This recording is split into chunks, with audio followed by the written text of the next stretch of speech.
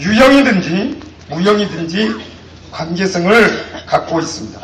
그러므로 존재와 관계만 문제만 해결되면은 모든 문제가 다 해결이 됩니다. 따라서 힘의 본체가 되시는 하나님의 힘이 만유 원력과 수수작용을 알지 않으면 안 되는 것입니다.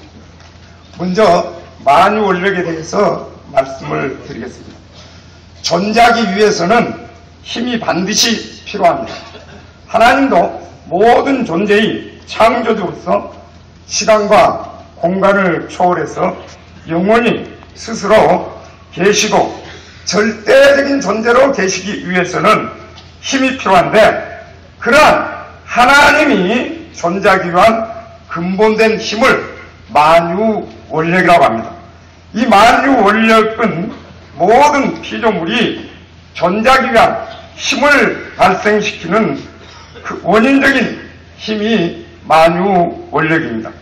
출애굽기 3장 14절에 보면은 하나님께서 모세에게 하나님은 스스로 있는 자다 라고 말씀했습니다. 원리의 본체가 되신 하나님의 성상은 심정과 사랑, 인격이시며 신성이라고 한다면은 만유 원력은 원리의 본체 되시는 하나님의 형상에 속합니다.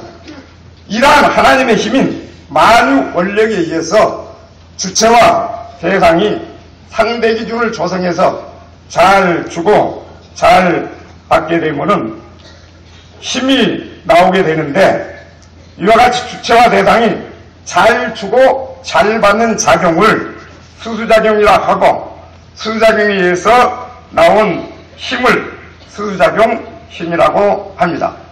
이 수수작용 힘에 의해서 모든 존재가 생존하고 번식하고 작용을 하게 됩니다. 그러면 만유원력도 힘이고 수수작용 힘도 힘인데, 만유원력과 수수작용 힘은 어떤 관계를 가지고 있겠습니까? 만유원력이 원인적인 힘이라면 수수작용 힘은 결과적인 힘이요, 만유원력이 주체적인 힘이라고 한다면 수수작용 힘은 대상적인 힘입니다. 주체란 말은 중심을 의미합니다. 그리고 대상은 주체에게 의존을 하는 것입니다. 그렇기 때문에 만유원력이 주체적인 힘이고 수수작용 힘은 대상적인 힘입니다. 만유원력이 내적인 힘이라면 수수작용 힘은 외적인 이런 관계를 가지고 있습니다. 예를 들면 자연의 힘이 만유원력이라고 한다면 자연에서 수수작용해갖고 나오는 전기의 힘은 수수작용 힘이라고 볼 수가 있습니다. 모든 존재는 하나님 안에서 수수작용에 의해서 번식해 나왔습니다. 그러므로 모든 존재는 하나님을 닮아서 창조됐기 때문에 상대적, 상응적 똑같은 말입니다. 존재가 됩니다. 예를 들면 위가 있으면 아래가 있고, 앞이 있으면 뒤가 있고, 남자가 있으면 여자가 있고, 부모가 있으면 자녀가 있고, 모든 존재는 상대적 관계로 되어 있습니다. 그런데 원리를 모르는 사람이나 본체론을 듣지 않는 사람들은 선이 있기 때문에 악이 있고, 악이 있기 때문에 선이 있다고 말하면서 선과 악도 상대적 존재다 이렇게 말하는 사람이 있습니다. 그러나 선과 악은 상대적인 존재가 아니라 상극적, 다시 말하면 배타적인 존재가 되는 것입니다. 상대적 존재가 되기 위해서는 모든 존재가 출발점은 같지만은 방향과 동기와 방향과 목적이 같을 때 상대적인 존재가 됩니다. 그러나 선과 악은 한 점에서 출발했지만은 동기도 다르고 목적도 다 방향도 다르고 목적도 다르기 때문에 상극적인 배타적인 존재가 되는 것입니다. 그래서 선과 악이 있는 곳에는 언제나 갈등과 분열이 있고 투쟁이 벌어지는 것입니다.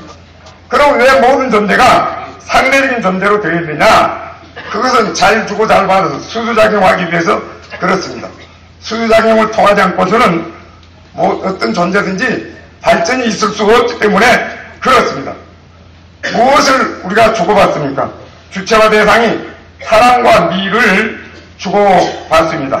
주체는 대상에게 사랑을 주고 사랑을 받고, 대상은 주체에게 아름다움을 돌려서 기쁨을 느끼고 행복을 같이 느끼는데 그 목적이 있습니다. 모든 주체는, 이와 같이 모든 존재는 주체와 대상, 상대적으로 되어 있는 존재가 줄 숫자 잘 주고 받을 수 잘 받아서 수수작용을 하게 되면 그 힘으로 생존하고 번식하고 작용을 하게 되는 것입니다. 인간의 인격을 완성하기 위해서 하나님의 참사랑을 중심 담고 마음과 몸이 하나가 되게 되면 하나님의 성전이 되고 인격을 완성하게 됩니다. 그래서 일심정착하고 정오정착하게 됩니다. 가정에 있어서도 남편과 아내가 잘 주고받고 부모가 자식이 잘 주고받게 되면 과만사성을 이루고 행복한 가정이 됩니다. 행복한 가정이 모이게 되면 사회가 되고, 사회가 모이면 국가가 되고, 국가가 모여서 또 세계가 되고, 바로 과만사성을 이룬 가정이 행복하게 되면 천하 만사성이 되어서 세계 평화가 오게 되는 것입니다. 학교에서 스승과 제자가 잘 주고받아야만이 그 학교가 존재할 수 있고 발전할 수가 있습니다.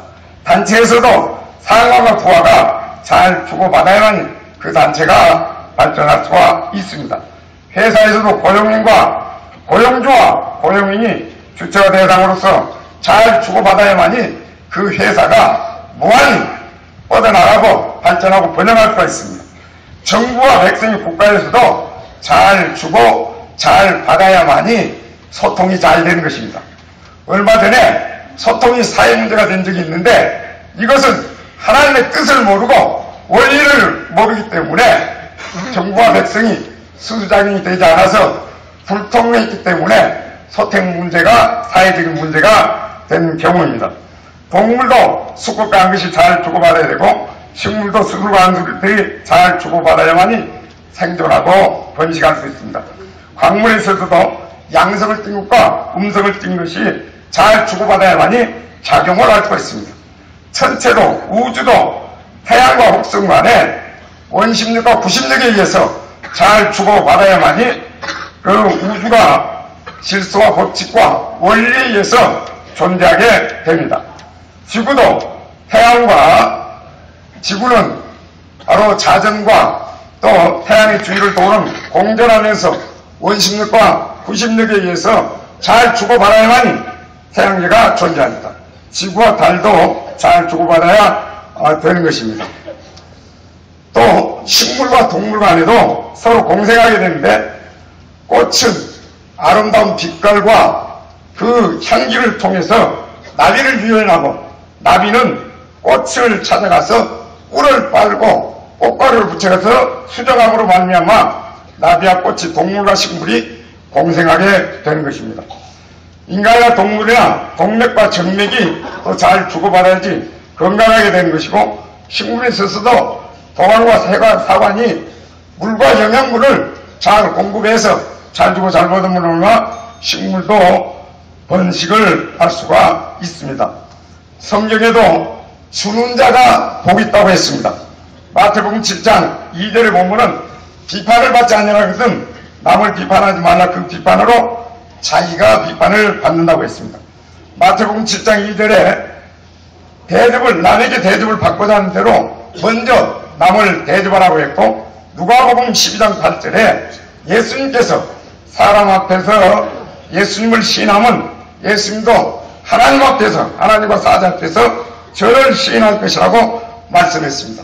성경 마태복음 7장 7절에 보면은 구하라 주실 것이요, 찾아라 얻을 것이요, 두드리라 열릴 것이다. 성경에는 많은 부분이 바로 주고받는 수수작용 관계를 말씀해 주고 있습니다. 참 부모님께서도 오고 가고 한번 따라 하시겠습니다. 오고 가고 먹고 자고 좋고 나쁘고가 인생인데 참사랑이 동기가 되어서 비하여 생활하라고 말씀했습니다. 존경하고 사랑하는 정치인 여러분, 인생은 누구와 관계를 맺고 주고받느냐에 따라서 또 무엇을 위해서 어떻게 살았느냐에 따라서 그 인생이 성공했느냐 실패했느냐가 결정되는 것입니다. 친구를 만났다가 헤어질 때 그 친구가 진실한 친구인가 그렇지 않으면 위선적인 친구를 알 수가 있습니다. 사람은 일생을 살고 승화식을 할 때 인생이 결단이 되는 것입니다. 개인을 위해서 산 사람을 우리가 잘 살았다고 볼 수가 없습니다. 남을 위해서 산 사람을 잘 살았다고 하는 것입니다. 가정을 위해서, 부모를 위해서 산 사람을 효자라고 하고, 사회를 위해서 산 사람을 유지라고 하고, 나라를 위해서 산 사람을 애국자라고 말합니다. 세계 인류를 위해서 산 사람을 성인이라고 말합니다. 슈발츠 박사는 문학 박사, 철학 박사, 경제학 박사, 의학 박사 등 5개 박사를 가지고 있었지만은 아프리카의 흑인을 위해서 일생을 헌신하고 봉사했기 때문에 우리가 슈발츠 박사를 미인이라고 말하고 성인의 단열에 바로 세우는 것입니다. 하늘을 위해서 산 사람을 우리가 성자라고 말합니다. 여러분, 불황무시한 베드로는 바로 어부였습니다.